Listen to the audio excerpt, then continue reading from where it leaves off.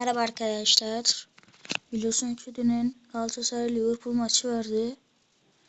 Arkadaşlar Liverpool'un boktan sahası Galatasaray sol kanat Noah Lang'ın parmağının kopmasına sebep oldu.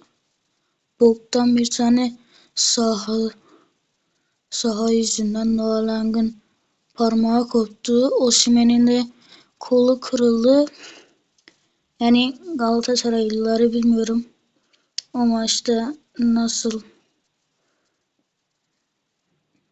o maçı izlemek onlar için nasıl bir sıkıntı falan bilmiyorum. 4-0 yenildiler. Ülke takımı puanla gidemedi. Neyse. Bir şey olmaz. Bye. Seviyorsunuz.